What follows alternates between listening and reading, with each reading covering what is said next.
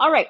So, Grace, I got your message. That's cool. Hopefully, everyone can hear me okay and see me. And we will get started in a moment.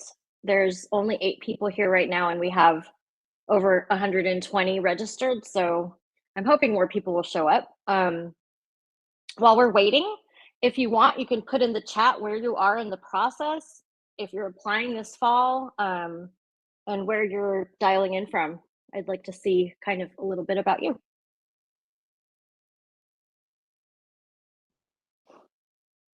Anyone? You can just put it in the chat. Buffalo. So I'm in the Bay Area, studying for the LSAT. That June LSAT's coming up pretty quick.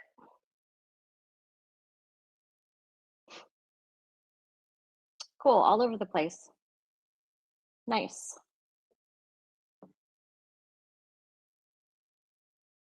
Alrighty, Maryland. Yeah, so a lot of people are taking the August LSAT. Some of my clients, oh, by the way, do you guys all know what Leland is, by the way? Because last time I taught a class, people were like, I don't even know what Leland is. So I thought maybe I could start by talking a little bit about what Leland is exactly and who I am, and what I have to do with Leland. So Leland is a platform that coaches can teach classes, find clients, and so I've been coaching with Leland for about 2.5 years. I'm not paid to teach this class. It's literally free for you guys, and I do it just for free. But the hope is that I can help some of you down the line apply to law school by helping you with writing your essays or just support through the whole thing, and that does cost something. um, and so that's kind of how the coaches make their income, is by finding clients like you guys. So if you haven't already signed up for Leland, you can scan this QR code. It's free to join, and you can, once you're in Leland, you can have access to like a library of content. There's lots of free articles. You can browse coaches. There's coaches like myself that have been doing it for a long time, and then there's other coaches who are pretty new, and the experience level is different, and therefore the cost is different.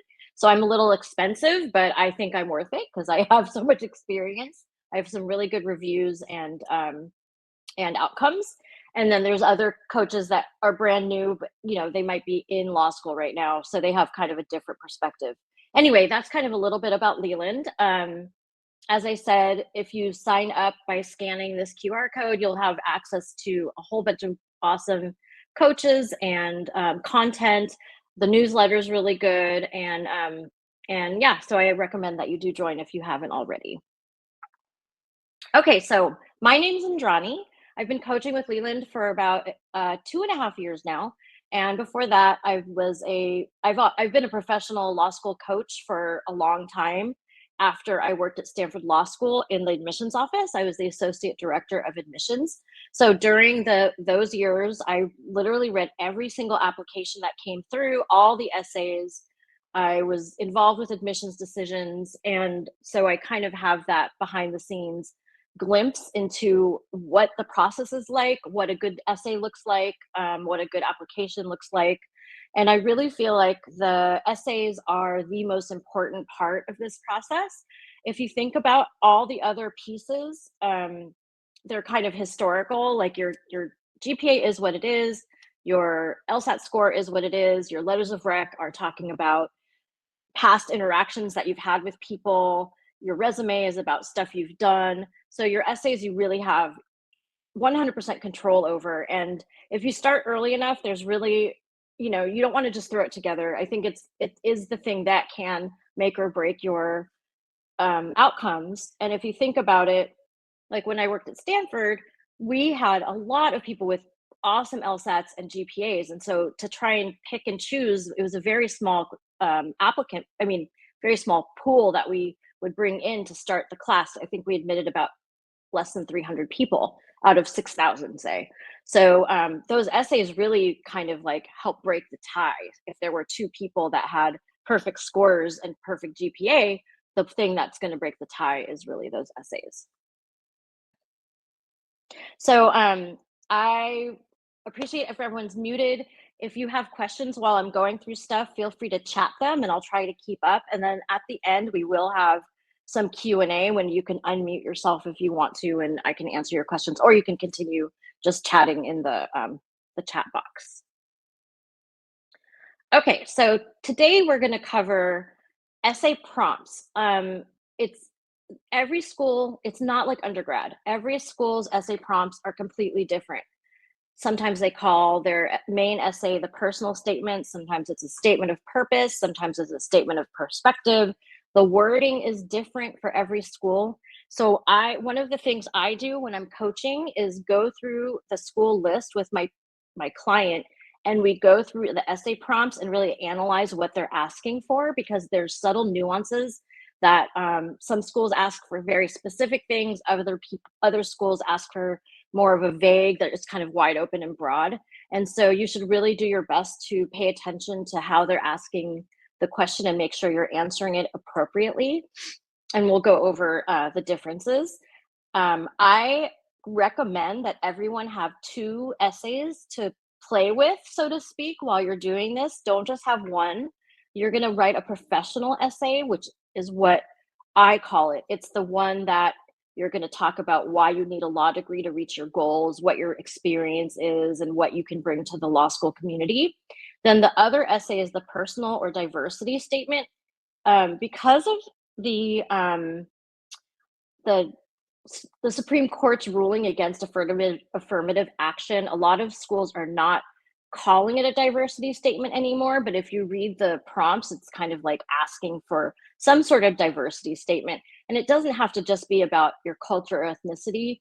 It's diversity of perspective, and it can be really literally anything. And if you play your cards right, you'll be able to submit both of your essays to every school, and that way they're going to get your professional aspirations, something personal about yourself, and really like see the whole picture about what you can bring to the community there. We're also going to talk about optional essays, and I feel like they are actually optional. Some people say they're not, but having been behind the scenes, if a school says here are 5 optional prompts, you can write up to 5. They don't really want you to write 5 because they're reading a lot. And so I really discourage people from forcing themselves to write essays that are optional unless they feel very strongly about, like, they read the prompt and they're like, oh my gosh, I know exactly what to say, and you have something very, compelling. But if you are kind of scratching your head and going, ugh, I don't know how to answer this prompt, skip it. The only optional essay that I don't think you should skip is the why essay. So some schools talk, they add an optional essay and they say, why do you want to go to UCLA, for example?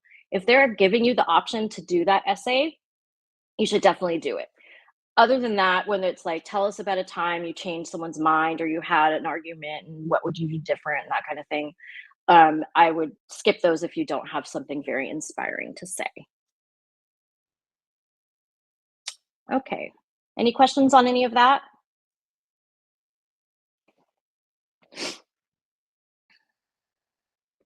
So now I'm going to go through some essay prompts. I'm not sure if you've had the chance to see them. I think most apps are closed on the LSAC site. So I pulled these from there before they closed. And I'm going to just read them out loud to you. And I want you to pay attention to the wording. And then later on in this class, we'll go through and we'll talk about what they're asking for. So Georgetown law does not have a minimum or maximum length for the personal statement, though we recommend around 2 pages double spaced. You can write your personal statement on any subject that will enable the admissions committee to get to know you. Totally wide open. They don't give you any hints. I will tell you though, just because I know the dean of Georgetown loves to hear why you want to go to Georgetown. So you should find a way of telling them that somewhere in their application. NYU. This is a brief statement. Make it no more than 500 words. It is also personal. Describe aspects about yourself, your accomplishments, or your academic and professional goals. Take a moment to reflect on these and consider including your thoughts about how they motivate you towards graduate study, or eliminate the reasons you're applying for one of our programs or a particular specialization. So it's less vague, but they're still giving you a lot of leeway. USC. The personal statement is your primary opportunity to discuss who you are beyond the application basics. We're particularly interested in how your background, academic or otherwise, has led to your decision to study law. This is not the place to repeat items on your resume. We'll talk a little bit about that pitfall also. University of Chicago. The personal statement is an essential part of every application, and it's your opportunity to introduce yourself to the admissions committee. It should demonstrate your contribution to the law school community beyond academics and should demonstrate your ability to communicate your thoughts effectively. The admissions committee often finds that personal statement focusing on a unique personal attribute or experience is usually the most informative as opposed to a restatement of your qualifications or resume. They're really asking for a very personal story, and it's kind of a diversity statement. Fordham. While the topic of this required essay is up to you, the most successful personal statements are those that develop a sense of the applicant and their values, aspirations, and concerns. As Fordham Law's motto is in the service of others, we're also interested in hearing about contributions you would like to make to our student body, like the legal profession and ultimately the larger society. So hidden in that one, it's there's a little bit of a why. The why essays, we'll talk about those. It's not just like why you like them, but also what you're going to bring if you get in. UCLA. Discuss any matters relevant to your ability to succeed in law school and the practice of law, and any attributes, experiences, or interests that would enable you to make a distinctive contribution to UCLA law or the legal profession. It's very specific. Okay. So I mentioned that I recommend everyone have 2 essays. The first one that we're going to talk about is the professional essay. No school is going to call it a professional essay, but when you read the prompt, that's kind of the flavor that they're asking for. So like UCLA, it's very clearly asking for a professional essay. It's telling you what they want to hear, that you are going to talk about how you think you'll succeed in law school and the practice of law and what will enable you to make a distinctive contribution to UCLA law or the legal profession. So that's what they're asking for. So this is where you have to kind of think about your professional aspirations. I don't want you to just rehash your resume. It's important to flesh your resume out enough so that you can pick 1 or 2 experiences that you've had, either in school or work, even in your personal life, that has inspired you to go to law school. So the purpose of this one is, you really want them to picture you as a law student, contributing to their law school community, and what you're going to do with a law degree, why you really need a law degree. One mistake people make, they'll write kind of a vague essay that says something like, I've always wanted to go to law school, or everyone's always told me I'd be a good lawyer, or I love to write and analyze, and so therefore I think I'll be a good lawyer. I'm not sure what I want to do yet. I'll figure that out in law school. I just know I want to be a lawyer. If you compare that to someone who says that they've had this experience that just kind of changed, it was, just like lit a fire in them that they need a law degree to go do XYZ, whether it's making a small impact or a huge difference, it doesn't really matter, but the passion has to come out in you, and you need to convince them that you deserve a seat in their class. So if you were to compare the person who's like, I don't really know what I want to do, I'm going to figure it out in school, you compare that to the person who's like, I need to do this, I have a calling. It's the second person who's going to get in if they're picking between the 2. So even if you don't know exactly what you want to do with your life, that's perfectly fine. You must have some kind of inkling or something that you think would be interesting or fun, or something that some population you want to help, or a policy that you want to change, something like that, based upon your experiences. And you kind of have this like narrative where it's like, I have these experiences, I want to do this with my life and I need a law degree to do it, a snapshot, so to speak.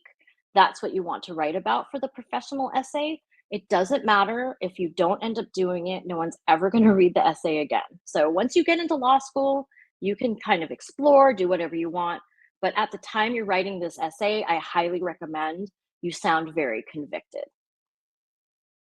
So, I've read some first drafts of professional essays where it's basically just taking a resume and saying, I did this and then I did that. And at this job, I had this experience and this will make me a good lawyer because, and then I did this.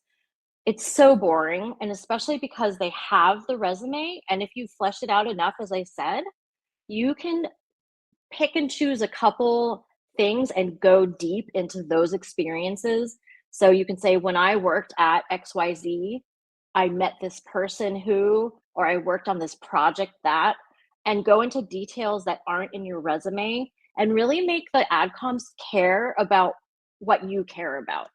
And I can give some examples later about some really good professional essays that I've read. But you should really kind of make them really, be moved in some way. You should really show, not tell. Talk about how maybe you made a bit of a difference, but if you got a law degree, you could make an even bigger impact. um, and as you're telling the story, this is in both the personal and professional essay, I really want you to kind of imply attributes about yourself. It doesn't have as much of an impact if you say, and I have empathy and I am resilient and I'm a great writer and a great communicator and a leader. Instead of listing those things, if you talk about how you solved a problem or how you behaved in a certain situation, those attributes will come out. And that's going to be the most powerful essay. Um, Daniela, do the experiences have to be professional or can they be personal? They can certainly be personal. I have clients who have written about a family situation. I have someone who's writing about um, how someone in her family is wrongfully accused of something, and they want to go into go into criminal defense for people that have been wrongfully accused. I have so it's a mix, and then other people talk about their work. Other people who haven't had much work experience talk about their school. So it's really wide open. And one of the things I love doing is really brainstorming with people and figuring out what that story should be. Does that help, Daniela? Okay. So the next essay that I recommend people write is the personal essay. And yes, most schools call it a personal essay. When I say personal essay, I'm talking about the prompt that I read, like I think Georgetown in Chicago. They're super vague. They're not saying, and they actually say, don't rehash your resume. It's asking for something totally different. So that is the one where the topic literally does not matter. I've had people write about athletics. I've had people write about overcoming, an injury. I had one woman talk about rescuing cats with the shelter. I had someone talk about having a child with very terrible allergies that were like life threatening. I've had, I mean, it literally doesn't matter. The purpose of the essay is to kind of prove that you're intelligent, that you would be a good person in their community, that you have these other attributes like empathy, resilience, problem solving, um, perseverance, whatever it is, your values and your attributes that you want to demonstrate. You want to pick a topic that as you tell the story, those things come through. And these essays are short. You're not going to be able to say everything you want to say. 2 pages double spaced is what I recommend. Even if a school says you can write up to 3, I recommend you do 2 because it's the lowest common denominator. And that way you don't have to, scramble and like mess with your main essay if one school says up to 4 pages and you write a 4-page essay and then someone else says 2 pages. It's hard to write. It's basically writing it all over again if you have to take a 4-page essay and write it, shorten it to 2 pages. If you take a 2-page essay, and for example, when I was talking about the professional essay where you're talking about your professional aspirations, Sometimes the essay prompt asks the why prompt, which is why do you want to go to our school? If that school allows for you to have 3 pages and you have a 2-page professional essay, you can add a paragraph about that school specifically and not go over the prompt, the page limit. So there's a lot of flexibility there if you keep it to 2 pages. So yeah, so as I said, the purpose of this personal essay is really to convince the adcoms that you're a good person that will add value to their community. And you want them to think, huh, this person seems cool and smart and fun and whatever your attributes are. Topic literally does not matter. So I want you to kind of reverse engineer it with when you think about your attributes that you want to demonstrate, and then you think of a topic that will help demonstrate those. Pitfalls. So it can work that you talk about a mental health struggle or trauma. I have had people write essays on that. It's difficult. You really don't. The way I think of this process is it's a risk assessment.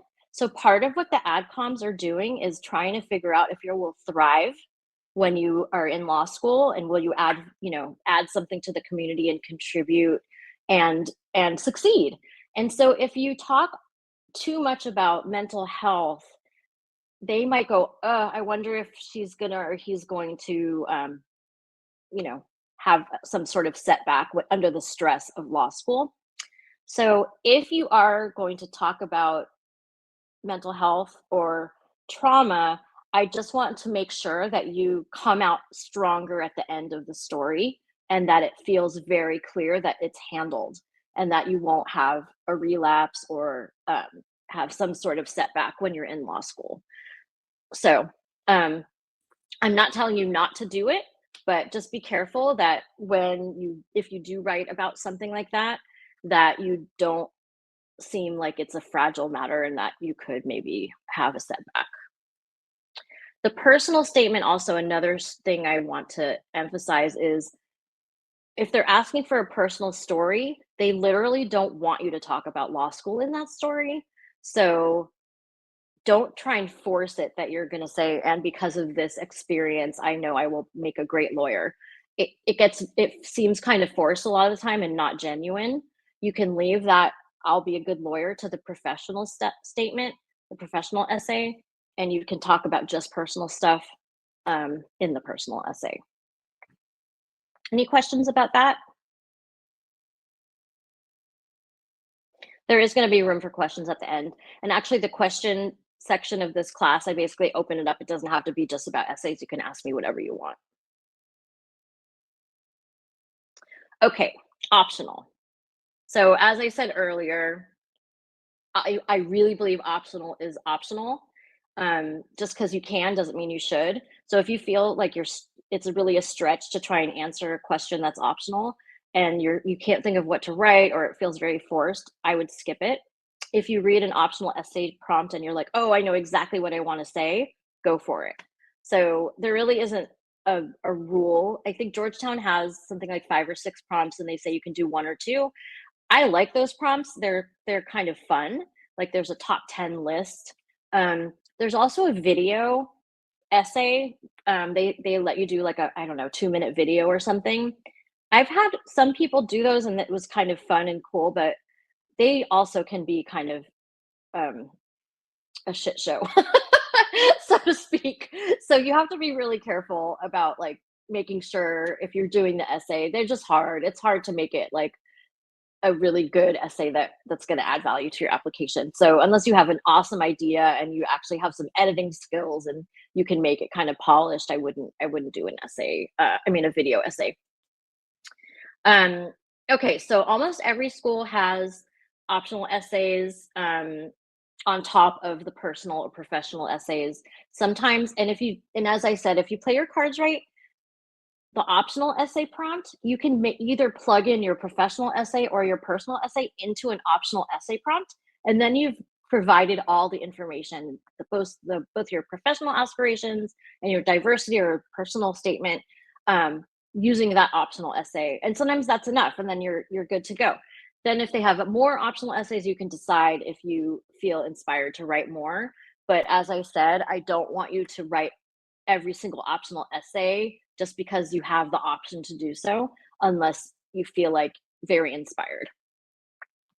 If a school does ask in an optional essay, why are you choosing to apply to our school? I think like Fordham has that essay question.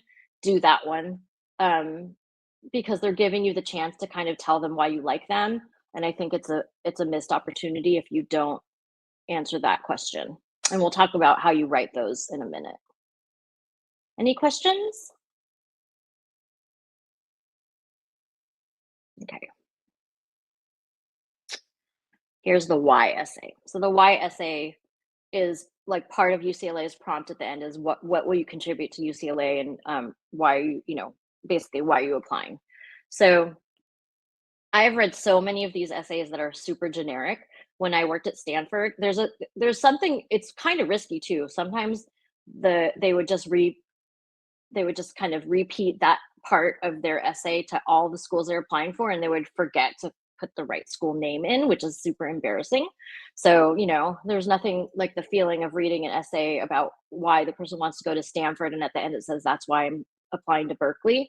And it just shows sloppiness. So be really careful about that if you're going to be kind of reusing stuff with specific school names. But you don't want to write an essay that's so generic that you can swap. So, like, saying vague or very general things like the faculty is super smart and the students are well balanced and the weather is awesome. I mean, that isn't really telling them anything. So I really want you to do some research, and do some research beyond the admissions website. You can talk to alums from your college and see if who went there, and they might be able to give you some tidbits that aren't published on their website. If you have the resources, you can go visit. If it's a local school, for example, and you live nearby, go visit, walk around, find out something that's cool that you like about the school. You can look up TED Talks from professors. Just get as specific as you can. You want to talk about opportunities that you have something to contribute to. So, for example, if you have some sort of experience in your background and there's a journal or a clinic or some other opportunity that you can bring something to, then that's a perfect thing to write about. And you don't want to just talk about what opportunities they have that you like. You also want to talk about how you will make a contribution to the school. That way, it's give and take, and not just take, take, take. If you can't think of anything to say about why you're applying to a school, then you have to ask yourself, why are you applying at all? So, might be a good reason to take it off your list. And if a school doesn't ask why you're applying, then they don't care. They don't want to know. They're just, the fact that you're applying is enough. I feel like I'm going really fast. Sorry. Okay, so now I'm going to read these out loud again, and maybe you guys can pipe in and say what you think. They're asking for the professional essay, which is the professional aspirations, background, what you want to do with a law degree, why you want a law degree, and what you're going to, what your future plans are. Or the personal, which is just a personal story. Georgetown. Georgetown law does not have a minimum or maximum length for the personal statement, though we recommend around 2 pages double spaced. There's that 2 pages. You can write your personal statement on any subject that will enable the admissions committee to get to know you. What one is that? Anyone? I want to type it in the, yep, personal, totally. And so if you're lazy, I don't want to say lazy, but some people do want to just write one essay. I don't recommend it, but if you are going to just use one essay, I recommend it's the professional one. And you could, and since Georgetown says you can write about anything you want, you could put the professional one in there if you only have one main essay. I do like having two, but I understand some people don't have time, or they're overcommitted, and writing 2 essays is overwhelming to think about. So if that's the case, definitely just write the professional one, and that would work for a personal essay prompt as well. NYU. This is a brief statement. Make it no more than 500 words. It's also personal. Describe aspects about yourself, your accomplishments, or your academic and professional goals. Take a moment to reflect on these and consider including your thoughts about how they motivate you towards graduate study and or illuminate the reasons you are applying for one of our programs or a particular specialization. What do you think? I think it's professional, and at the end, it's actually asking for a why NYU paragraph. USC, the personal statement is your primary opportunity to discuss who you are beyond the application basics. We're now particularly interested in how your background, academic or otherwise, has led to your decision to study law. This is not the place to repeat items on your resume. Oh, you think it's personal? I actually think it's professional. How your background, academic or otherwise, has led to your decision to study law. That is the key, the hint. University of Chicago. The personal statement is an essential part of every application, and it's your opportunity to introduce yourself to the admissions committee. It should demonstrate your contribution to the law school community beyond academics and should demonstrate your ability to communicate your thoughts effectively. The admissions committee often finds that a personal statement focusing on a unique personal attribute or experience is usually the most informative, as opposed to a restatement of your qualifications or resume. Yeah, personal. Fordham. While the topic of the required essay is up to you, the most successful personal statements are those that develop a sense of the applicant and their values, aspirations, and concerns. As Fordham Law School motto is in the service of others, we are also interested in hearing about contributions you would like to make to our student body, the legal profession, and ultimately the larger society.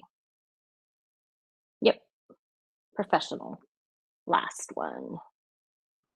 Yep, awesome. It's professional with a Y Fordham. You got it. UCLA, discuss any matters relevant to your ability to succeed in law school and the practice of law, and any attributes, experiences, or interests that would enable you to make a distinctive contribution to UCLA law or the legal profession. What do you think? Yeah, and they actually say contribution to UCLA, so I would say with a Y UCLA. Yep, you got it. So does that all make sense?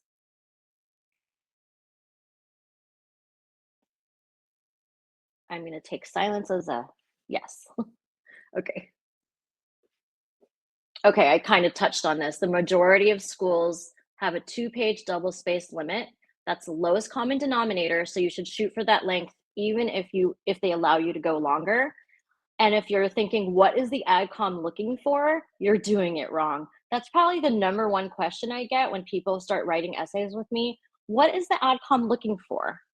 So if you're thinking about it that way, it's not going to be a unique, like, you want your unique and compelling story to come through. You don't want to think, well, I'm going to write about this because that's what they want to hear. There's actually no answer to that. They don't want to hear anything specific. They're actually working really hard to find, to put together a well rounded class of well rounded people. And so that said, everyone's going to have a different story, and that's good. And there's going to be people with all different backgrounds, personal histories, aspirations, and that way there's going to be a diverse class with lots of, fodder for discussion and different perspectives, and that's what they're looking for. So you should just think, about your values and attributes and how your story, what topic can best demonstrate those things. Okay, so it's Q&A time. And as I said, you can ask me anything. It doesn't have to be about essays, anything that's come up for you during this cycle, or if you have specific questions about the process. If you wouldn't mind keeping it a little general, so it's hard for me to answer everyone's questions that very specific to their own situation. But you're welcome to schedule time with me, and we can talk after at another time. How? What does that mean, Starlisha? How what? Oh, okay. Would it sound generic? Okay, let me see. Would it sound generic if I say the reason I want to go to this specific law school is because it's historic? I think you could definitely put that in there, but I think you should be also have some specific opportunities and other kind of things that are interesting about it and how you can contribute. I think the key point is kind of matching your background and your interests with something they have to offer. So I think historic is that's an interesting thing, but I think it would also be great if you can add something more specific. Yes, Orla, you wanted to say something? Hi, wonderful presentation, by the way. This has been Great. super helpful. Awesome. I have a question pertaining to Georgetown's prompt, and I'm sure it applies to other schools as well. Mm-hmm.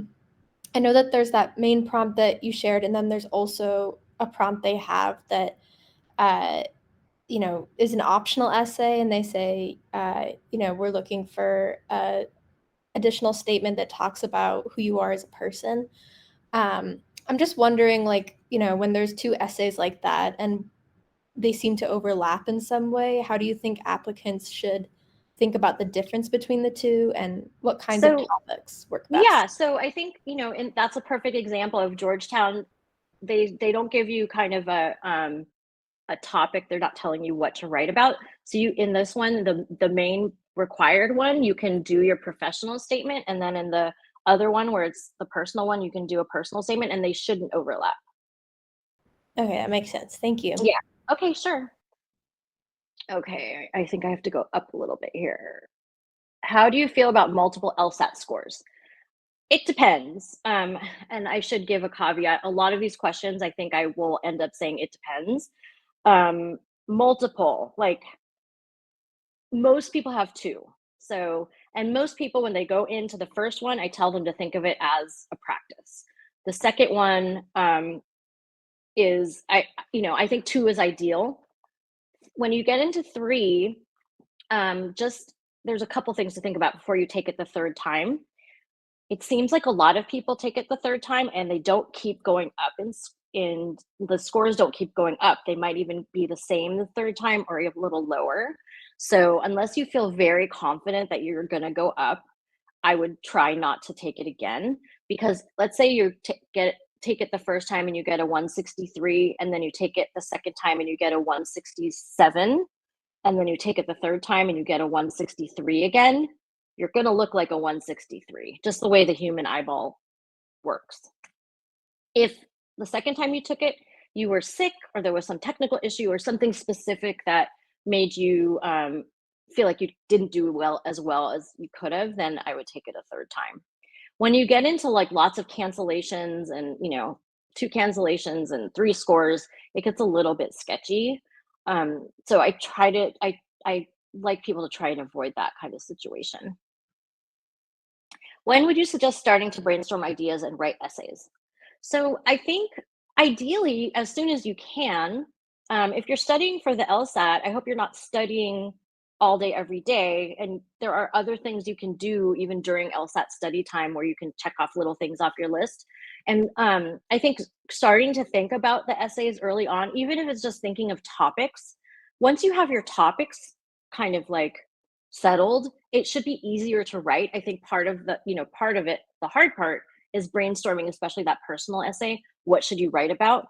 Once you kind of feel good about the topic, I think you could put it aside till later. But I would give it a good, let's say you want to apply by mid-October. So I would give it a good couple months of working on your essays. Also, sometimes people start working on them and then they feel like they need to put it aside and take a break. If you're rushing and trying to do it at the very last second, it's not going to be a good outcome. What are your thoughts on the number of schools to apply to? I have a lot of thoughts about that. I mean, some people just apply to the top 14 and hope something sticks. And I think if you don't have the medians of LSAT and GPA, I think that's very risky. If you're under 25th percentile, then it will be hard. You might get waitlisted and not in, and you might be denied from a lot of places. But I do think it doesn't make sense to apply to 50 schools. I think between 10 and 15, most of my people apply to like 12, but they're well-balanced list. So shoot for the stars, apply to 3 dream schools, then have like 5 that you're matched with medians, and then 2 that are likelies where you're above the 75th percentile. Make sure that you want to go to all the schools that you apply for. And I actually, you don't have to go to a T14 and have a great career. So if you, especially if you're like going to public interest or you have some like specific something you want to do and not necessarily going to big law in New York, then you should look at places, in locales where you would like to land at when you graduate. So if you have family in a certain town or you've always wanted to live somewhere, look at the local schools. I think local schools are often overlooked. For example, I'm in the Bay Area. There's, of course, Berkeley and Stanford, but there's also Santa Clara.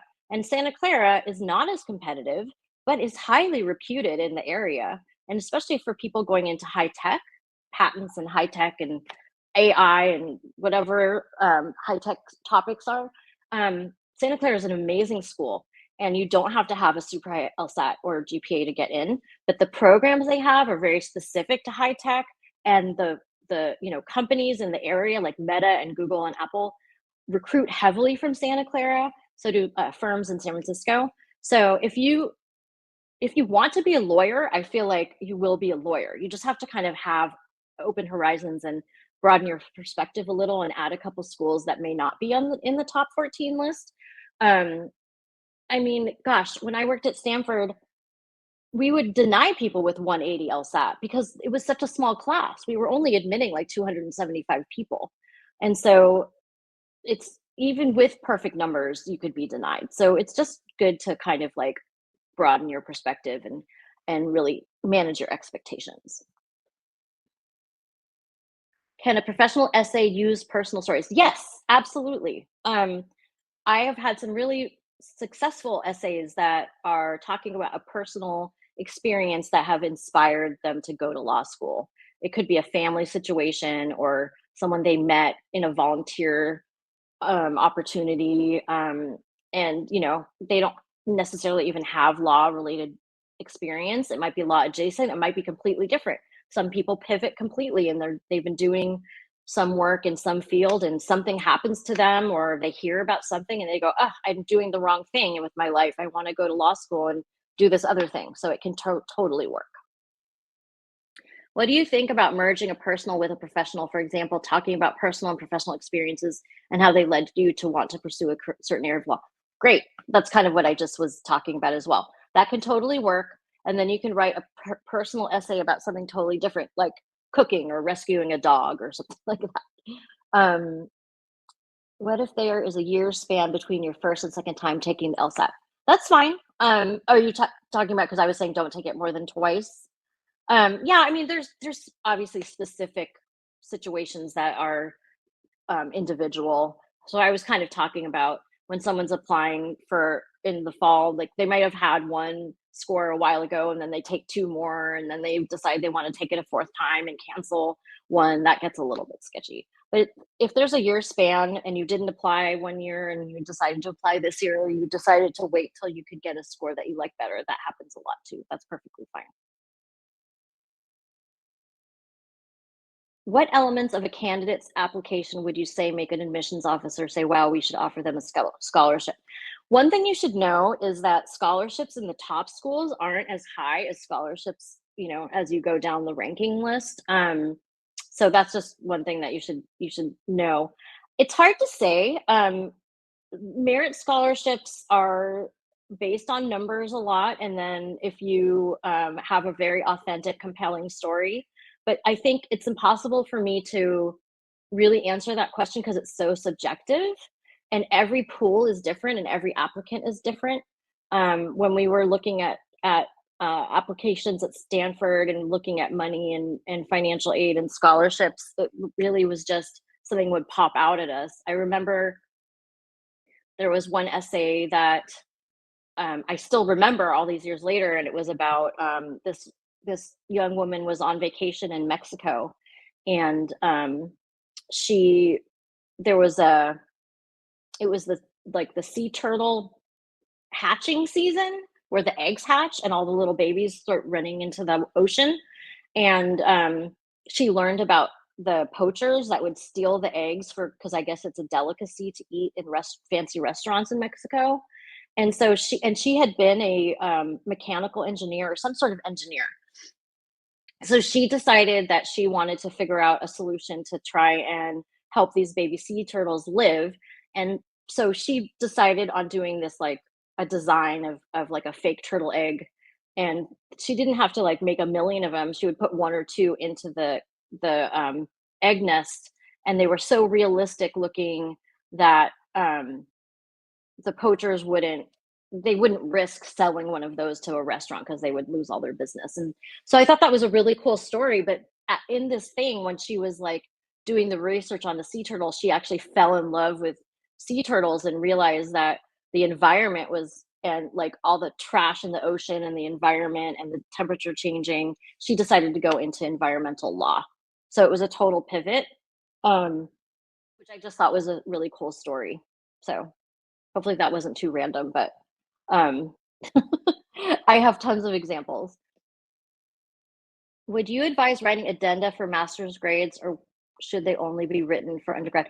I mean, I think it depends what the situation is. If there was a situation in your master's degree that you feel like, I guess the bottom line is, any situation where you think the adcoms might be scratching their head and going, huh, I wonder what happened here, you should write an addendum. So I would say if there's something that looks a little bit off in your master's uh, transcript, then yes, then you can definitely write an addendum. There's no rule about it only being for undergrad. How to leverage an academic background and work experience that are non-traditional for law students in your statement, specifically in the professional statement. Olivia, can you? I'm not really sure. I totally understand the question. You want to get on off mute and explain a little bit what you mean? Hi, can you hear me? Mm-hmm. Yeah, so I guess what I mean is having a background that's not necessarily a pre-law track, so not, like a government or I'm shaking not. my head already. Because it doesn't matter. It doesn't Mhm. matter what you majored in. It doesn't matter what your work experience in. I think the non-traditional, that whole like idea of what is non-traditional has pretty much shifted to, I think of a non-traditional law student as someone who's been out of school for 15 years and is like, maybe has a family and they're deciding to go back to school now. But yeah, government pre-law, it actually pre-law is very it doesn't mean much anymore. I think in the old days it used to be policy, politics, English, history, and pre-law. Now I have people who are music majors. I have people who are fashion design. I have people who are chemical engineers. So it honestly does. I'm sorry I interrupted you, but I think you No, can that's just like okay. you can just go for whatever it is that you must have a story of why you want to go to law school, and so tell that story, and I think it'll be great. It's all about diversity now. They want a lot of different kinds of backgrounds, ages, um, people from different areas of the globe. I mean, they literally want people of all different backgrounds and experiences to come together to form a law class that will be very interesting. Thank you. That makes sense. So kind of like highlighting the unique aspects Yeah, about. totally. Okay. And you don't have to say it. I think one mistake people make is they'll go, and I am unique because, don't do that, but like tell a story that just is obviously a little different and interesting. Yeah. And yeah, I mean, if you want to do an intro call with me next week or something, we can brainstorm a little bit if you'd like. Awesome. Thank you so much. Sure. Okay. How would you write an interesting essay about someone who doesn't have a typical professional background? For example, if they started their own business or worked for themselves, how could one show what they've done?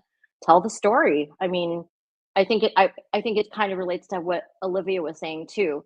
There isn't really typical professional experience anymore. It can be anything. So it's kind of hard for me to answer that question in 2 seconds in this format, but if you want to schedule a time with me, we could maybe talk about it a little bit. I'll tell you how to do that.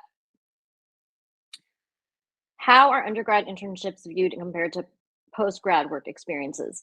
So if you're in college right now, it is what it is. Like, you haven't had time to work and have a professional experience yet.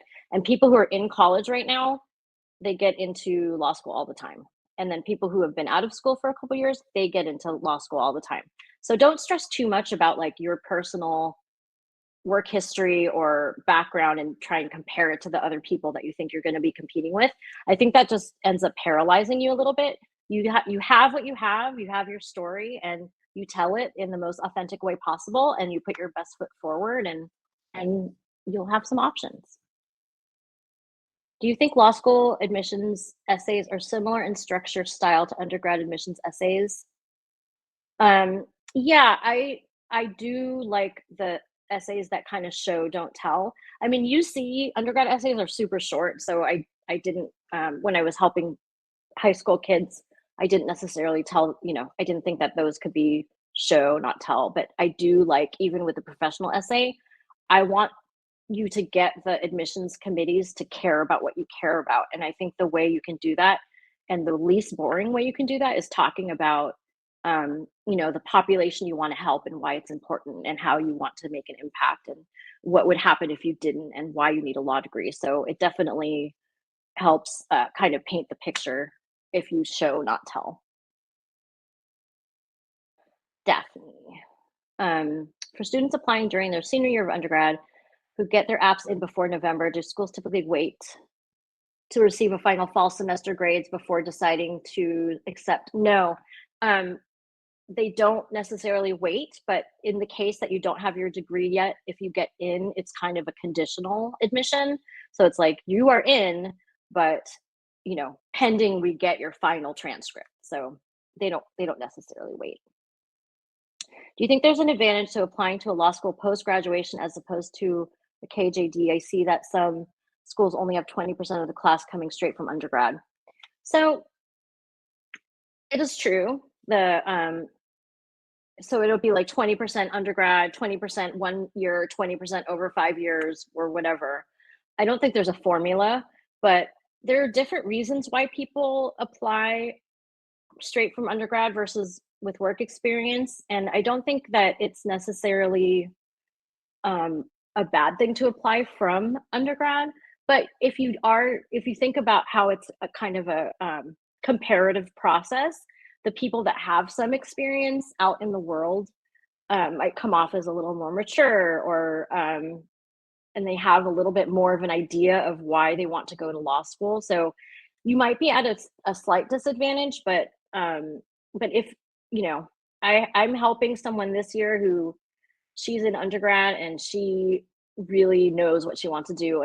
And to be honest, having been in this business for a long time, I think a lot of the undergrad students that are going to law school straight from college, they don't have that narrative. And it doesn't sound like they really are 100% sure of why they want to go to law school. So I think that is the difference. If you can tell your story and convince the adcoms that, yes, you are still an undergrad, but you know what you want to do with your life, I think that would make the difference for you. Does that help? All right. Okay, so little administrative things. So if you enjoyed this class, it would super help me out if you gave me a 5-star review. And the only way you can do that is when you leave, you'll be asked if you want to give me a thumbs up or thumbs down. And if you give me a thumbs up, then you can actually do a star rating, and that would help me out a lot. So I would really appreciate if you felt the urge to give me a good review. That would be awesome. And we have a few more minutes for questions. I can stick around. But so this QR code is how you can get to my profile on Leland. And for those of you who joined late, I was kind of talking about what Leland is. So I'm not paid for this class. I'm just doing it because I'm getting the word out about, law school essays, and I'm trying to help people with their applications. But I do have a practice of coaching where I work one-on-one with people. So people hire me for an hour to look at their essay. I also have essay packages where if you are having, you think that you need help with writing your personal or professional essay, I can help you with that. I can help you brainstorm. I also have a comprehensive package where basically we don't count hours, and it's just from now until you apply. I'm holding your hand through everything from putting together your school list, trying to figure out if you should take the LSAT again, who should write your letters of recommendation, and every single essay and everything else that you would ever have to do for any of the schools that you're applying for. And then once you are hearing back and you're on wait lists and you get scholarship offers, I help talk you through kind of like how can you negotiate for more money, and when should you cut your losses and decide to put your deposit down and not wait for those wait lists anymore. There's a lot of moving parts to this process. It can get super, super stressful and overwhelming. And so my job is to help you kind of get through it with your sanity in one piece and help you through the whole thing. So there's a lot of different options. And if you go on to my, take a picture of this and go to the my profile, you'll see how you can schedule some time.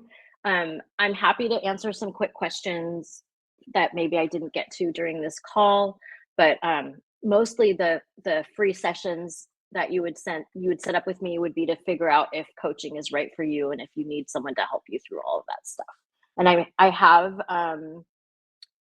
I do have capacity. Once the June LSAT scores come out is when I start getting slammed and I don't have room for more people. But if you get in touch with me, we can talk about what makes sense for you. Do you recommend getting coaching? So coaching is it's kind of, I think it's an individual thing. Some people do this on their own. Other people really want a coach, and so you can do an intro call with me and we can figure out if it's right for you. Yes. I see your hand. Is it Yibsira? Yes. Some closing questions. Thank Mhm. you for a great presentation. You're welcome.